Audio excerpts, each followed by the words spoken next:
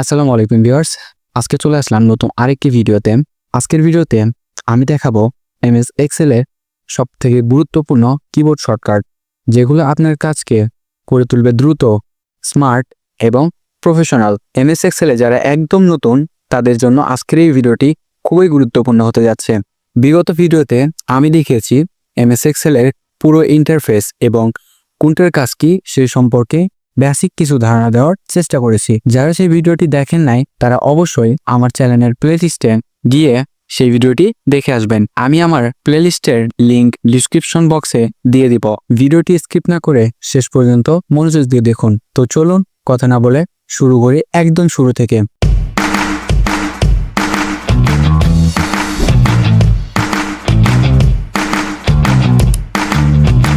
তো আমি সরাসরি চলে যাব এমএস এক্সেল এর ড্যাশবোর্ডে। এমএস এক্সেল এ আসার পরে আমরা এরকম একটি ইন্টারফেস দেখতে পারবো। সো আমি একটু জুম করে নিই। প্রথমে শুরু করব বেসিক শর্টকাট দিয়ে, যেগুলো এমএস এক্সেল এর কাজ করতে প্রতিনিয়তই ব্যবহার করতে হয়। সো আমি ফার্স্টে দেখাবো এমএস এক্সেল এ কিভাবে কপি করতে হয়, কিভাবে পেস্ট করতে হয় এবং কিভাবে কাট করতে হয়। ঠিক আছে, সো আমি যদি একটা সেলকে কপি করি, আচ্ছা তার আগে আমি একটা সেলে কিছু একটা লিখে নিই। আমার নামটাই লিখি। আচ্ছা, আমি আমার নামটা লিখলাম। আমি যদি চাই আমার এই নামটা কপি করে একদম ফার্স্টের স্থানে নিয়ে আসতে, তাহলে আমি যদি মাউস দিয়ে কাজ করতে চাই, সেই ক্ষেত্রে আমার করতে হবে কি, মাউসের রাইট বাটন ক্লিক করে দেন এই যে কপি অপশন আছে এখান থেকে কপি করতে হবে। বাট আমি তো চাচ্ছি কিবোর্ডের শর্টকাট এবং স্মার্টলি কাজ করতে। ঠিক আছে, সো আমি এখানে করব কি, যেটা কপি করব সেটাতে জাস্ট সিলেক্ট করে Ctrl+C প্রেস করব, তাহলে আমার এই সেলটা কপি হয়ে গেল। আমি এখন এই কপি করা সেলটা আমি যেখানে খুশি সেখানেই নিতে পারবো, এখানে নিতে পারবো, এখানে নিতে পারবো, যেখানে খুশি। ঠিক আছে, তো আমি চাচ্ছি এটা কপি করে আমি এখানে নিয়ে আসতে ফার্স্টের সেলে। সো কপি তো করলাম, এখন আমি পেস্ট করব কিভাবে। পেস্ট করার জন্য কিবোর্ড শর্টকাট হচ্ছে Ctrl+V। দেখেন আমার নামটা কিন্তু এখানে চলে গেছে। ঠিক আছে, আমরা কিন্তু কপি করা শিখলাম এবং কপি করার পরে আমরা পেস্ট করব কিভাবে, সে পেস্ট করাটাও আমরা শিখলাম। এখন আমরা চাচ্ছি যে আমি এই নামটা কাট করব কিভাবে। তার জন্য কিবোর্ড শর্টকাট হচ্ছে Ctrl+X। দেখেন আমার এই যে মার্কিংটা দেখাচ্ছে এই সেলটা, যে এই সেলটা আমার কাট করা হয়ে গেছে। আমি এখন এই কাট করে আমি যে জায়গায় নিয়ে যাব সেই জায়গায় গিয়ে জাস্ট হচ্ছে Ctrl+V আমি পেস্ট করব। ঠিক আছে, তাহলে দেখুন আমার এখান থেকে কাট করে এখানে চলে আসলো। সো এই ছিল কপি পেস্ট কাট। এবং আমি যদি চাই এই যে এটা আবার আগের পজিশনে নিয়ে যেতে, আমাদের কাজ করতে গিয়ে অনেক সময় হয় না যে এমন যে আমরা কোনো কাজ করতে গিয়ে ভুলবশত আরেকটি কাজ করে ফেলেছি এবং আমরা চাচ্ছি ওই কাজটা না করে আমরা আবার পূর্বের অবস্থানে ফিরে যেতে, আনডু করতে। ঠিক আছে, সেই ক্ষেত্রে আমাদের করণীয় কি? সেই ক্ষেত্রে আমাদের করণীয় হচ্ছে Ctrl+Z। ঠিক আছে, দেখুন আমি যখন কাট করছিলাম মানে এখান থেকে আমার ফার্স্টের অবস্থানে এই নামটা কিন্তু চলে আসছে। আমি যদি আরেকবার দেখাই বিষয়টি, ধরেন আমার এখানে কিছু একটা লিখলাম। আচ্ছা, আমি এখানে লিখলাম নিউ ক্লাস। ঠিক আছে, সো আমি চাচ্ছি এর আগে যেটা লেখা ছিল ওইটা নিয়ে আসতে, মানে আমার আগের পজিশনে যাইতে চাচ্ছি। সেই ক্ষেত্রে আমি যদি Ctrl+Z প্রেস করি, দেখুন আমার ওই লেখাটা কিন্তু থাকলো না। আবার যদি Ctrl+Z প্রেস করি, দেখুন আমার যে এখানে রিজা লেখা ছিল এটা কিন্তু চলে আসছে। ঠিক আছে, আবার যদি আমি চাই যে ওই ক্লাস লেখাতে যাইতে, তাহলে কি হবে, আমি যদি মানে রিডু করতে যদি চাই, তাহলে আমার শর্টকাট হচ্ছে Ctrl+Y। দেখুন Ctrl+Y ক্লিক করলে এই যে আমার আবার এখানে নিউ ক্লাস লেখা চলে আসছে। ঠিক আছে, আমি বোঝাতে চাচ্ছি আমাদের যদি কোনো ভুলবশত কোনো কাজ হয়ে যায়, এমএস এক্সেলে কাজ করতে গিয়ে ভুলবশত যদি কোনো কাজ হয়ে যায়, সেই ক্ষেত্রে আমরা পূর্বের অবস্থায় আসার জন্য Ctrl+Z প্রেস করব এবং যদি আবার পরের অবস্থানে যাইতে চাই তাহলে Ctrl+Y প্রেস করব, তাহলে আমাদের রিডু এবং আনডুর কাজটা হয়ে যাবে।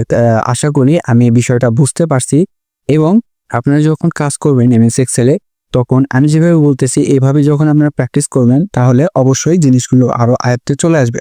ঠিক আছে?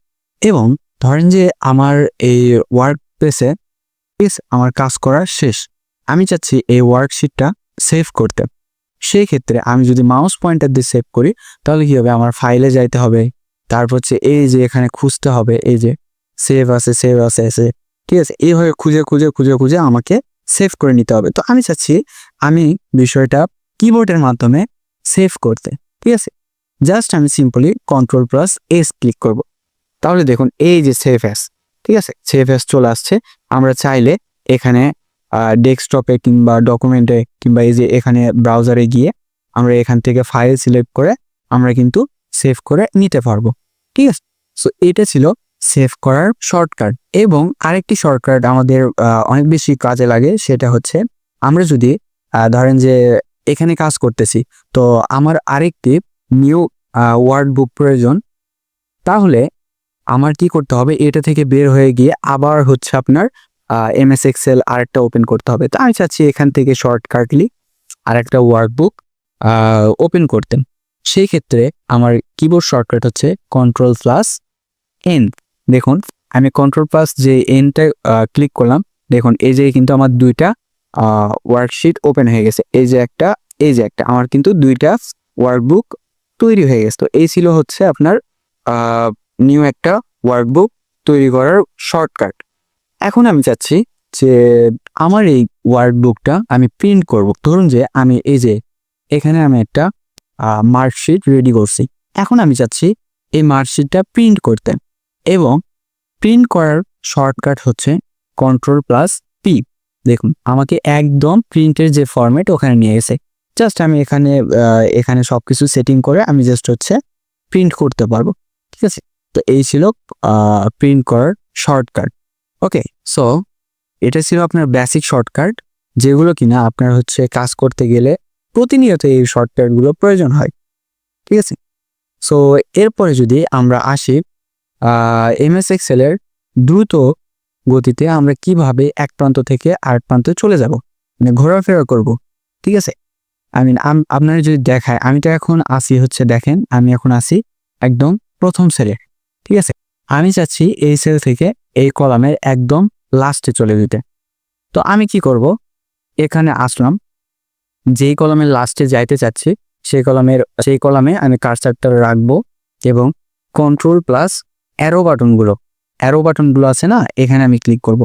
একবার যদি নিচের অ্যারো বাটনে ক্লিক করি, দেখুন একবারে লাস্টের সেলে চলে গেলাম। আবার যদি সেম ভাবে যদি একবার ফার্স্টের সেলে যাইতে চাই, Ctrl+ ওপরে যে অ্যারো বাটন আছে ওখানে ক্লিক করব, দেখুন একবারে প্রথমের সেলে চলে আসলাম। এখন এটা তো আমি কলামের গেলাম, ঠিক আছে, কলামের ফার্স্টের সেল আর হচ্ছে লাস্টের সেলে গেলাম। এখন আমি যাচ্ছি রোয়ের যে রোটা আছে এইটার হচ্ছে লাস্টের সেলে যাইতে। সো আমি কি করব, আমি হচ্ছে জাস্ট কন্ট্রোল আর হচ্ছে অ্যারো বাটনের রাইট বাটনে ক্লিক করব। ঠিক আছে, অ্যারোর যে রাইট বাটন আছে ওটাতে ক্লিক করব, দেখুন আমি একবারে লাস্টের সেলে চলে আসছি রোয়ের।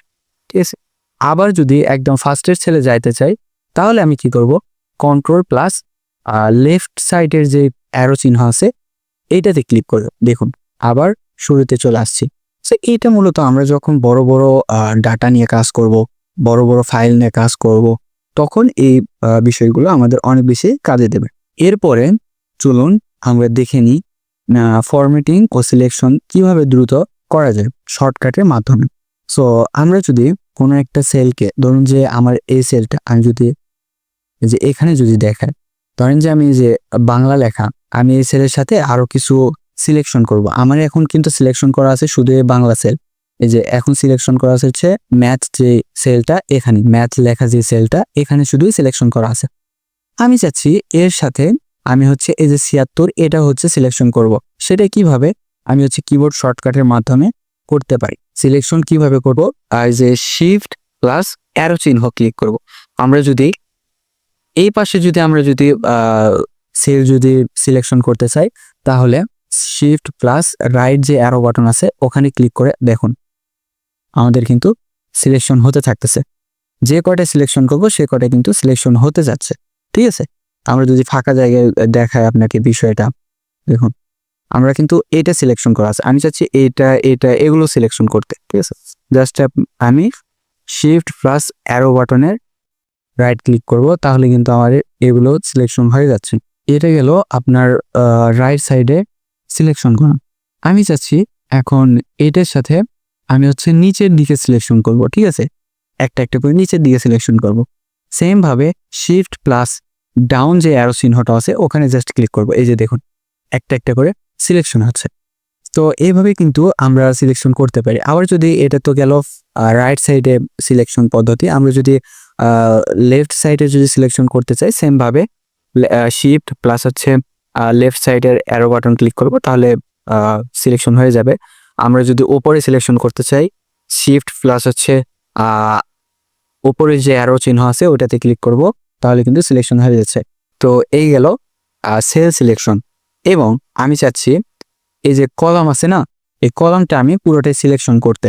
দেখুন আমরা কলামটা সিলেকশন করতে পারি দুইভাবে, একটা হচ্ছে এখানে ক্লিক করে আমরা কলাম সিলেকশন করতে পারি। ঠিক আছে, এই যে দেখুন এখানে ক্লিক করে আমরা কলাম সিলেকশন করতে পারি। আবার আমি চাচ্ছি যে আমি কিবোর্ড শর্টকাটের মাধ্যমে কলাম সিলেকশন করব, সেই ক্ষেত্রে কি করতে হবে, কন্ট্রোল প্লাস স্পেসে ক্লিক করতে হবে।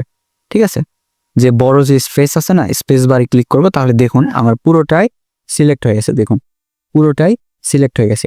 এবং আমি চাচ্ছি এই যে 15 নাম্বার যে রোটা আছে না, এই রোটা আমি পুরোটাই সিলেক্ট করব। সেই ক্ষেত্রে আমার কি করতে হবে, শিফট প্লাস স্পেস বারে ক্লিক করতে হবে। দেখুন আমার পুরোটাই সিলেক্ট হয়ে গেছে। ঠিক আছে, এই পুরো রো সিলেক্ট হয়ে গেছে। এবং আমরা চাইলে কিন্তু এই যে 15 লেখা মানে যে রোটা সিলেক্ট করবো সেটার উপর জাস্ট ক্লিক করবো, তাহলে কিন্তু হয়ে যাবে। এবং আমরা কিবোর্ড শর্টকাটের মাধ্যমে কন্ট্রোল প্লাস স্পেস বারে ক্লিক করেও আমরা সিলেক্ট করতে পারবো। এই গেল হচ্ছে এক প্রকার কিবোর্ড শর্টকাট। সো আমি চাচ্ছি কোনো লেখা বোল্ড করতে, এখন বোল্ড করব কিভাবে, তো সেই জন্য আমি কিছু একটা লিখে নিই। আচ্ছা, বোল্ডই লিখলাম। ঠিক আছে, সো আমি চাচ্ছি এই লেখাটা বোল্ড করতে। সো আমি কিন্তু বোল্ড করতে পারি হচ্ছে এই যে এখান থেকে দেখেন বোল্ড লেখা আছে, এখান থেকে যে বোল্ড হয়ে গেল। আমি চাচ্ছি কিবোর্ড শর্টকাটের মাধ্যমে বোল্ড করতে। ঠিক আছে, সেই ক্ষেত্রে আমি যেটা বোল্ড করব সেটা সিলেক্ট করব, প্লাস হচ্ছে কন্ট্রোল প্লাস বি দিব, তাহলে কিন্তু দেখেন এটা আমার বোল্ড হয়ে গেল। আবার যদি কন্ট্রোল প্লাস বি দিই তাহলে এটা আমার আগের পজিশনে মানে নর্মাল পজিশনে চলে আসছে। ঠিক আছে, আবার যদি আমি চাই এটা হচ্ছে ইতালি ফন্ট করতে, মানে এই যে এখানে যেরকম আছে না ইতালি, তো আমরা চাইলে কিন্তু এখান থেকেও করতে পারি, আবার কিবোর্ড শর্টকাটের মাধ্যমে করতে পারি। কন্ট্রোল প্লাস আই দিয়ে এই যে দেখুন লেখাটা একটু বাঁকা হয়ে গেছে, এটা হচ্ছে ইতালি ফন্ট। তো আমরা চাইলে কিন্তু এভাবে ইতালি ফন্ট করতে পারি। আবার যদি কন্ট্রোল প্লাস আই দিই তাহলে আবার নর্মাল পজিশনে চলে আসবে। এইবার আমি চাচ্ছি এই বোল্ড লেখার নিচে আন্ডারলাইন করতে, কিবোর্ড শর্টকাটের মাধ্যমে আন্ডারলাইন করতে কন্ট্রোল প্লাস ইউ ক্লিক করলে দেখুন লেখাটা আমার আন্ডারলাইন চলে আসছে। বিষয়টা বুঝতে পারছো? আবার যদি লেখাটা সিলেক্ট করে কন্ট্রোল প্লাস ইউ চাপ দিই তাহলে আমার আন্ডারলাইনটা উঠে গেল। সো এই ছিল মোটামুটি হচ্ছে শর্টকাট। আচ্ছা, আরেকটি শর্টকাট আছে, এটা মূলত ডাটা ম্যানেজমেন্ট করতে খুব বেশি কার্যকর। এটা হচ্ছে ধরেন যে বর্তমান কোনো সময় জানতে যাচ্ছেন তাহলে কি করবেন, এর শর্টকাট হচ্ছে কন্ট্রোল প্লাস এই যে ক্লন যে চিহ্নটা আছে এখানে ক্লিক করলে দেখুন আজকের দিনের তারিখ এখানে চলে আসছে। এটা হচ্ছে তারিখের শর্টকাট। সো মোটামুটি ইজি কিছু শর্টকাট এবং বেসিক কিছু শর্টকাট আপনাদের মাঝে আলোচনা করেছি। আপনাদের এই শর্টকাটগুলো মনে রাখতে হলে প্রতিদিন 5টি করে নতুন শর্টকাট প্র্যাকটিস করুন এবং হচ্ছে নিজের যে ওয়ার্ক প্লেস আছে হচ্ছে এক্সেলে টাইপ করার চেষ্টা করুন, তাহলে দেখবেন যে আপনার এই শর্টকাটগুলো আরও অনেক ইজি হয়ে যাবে। ঠিক আছে, এই ক্লাসে আমরা শিখলাম এমএস এক্সেলের সবচেয়ে দরকারি কিছু কিবোর্ড শর্টকাটগুলো। আশা করি এই ভিডিওটা দেখে আপনারা এমএস এক্সেলে কাজ করার সময় কিবোর্ড শর্টকাটের মাধ্যমে স্মার্টভাবে কাজ করতে পারবেন। এবং ভিডিওটি ভালো লাগলে অবশ্যই লাইক দিন এবং কমেন্ট করে জানাবেন ভিডিওটি কেমন হয়েছে। এক্সেলের গুরুত্বপূর্ণ আরও একটি ক্লাস নিয়ে দেখা হবে পরবর্তী ক্লাসে। এই পর্যন্ত সবাই ভালো থাকবেন, সুস্থ থাকবেন। ধন্যবাদ সবাইকে। আল্লাহ হাফিজ।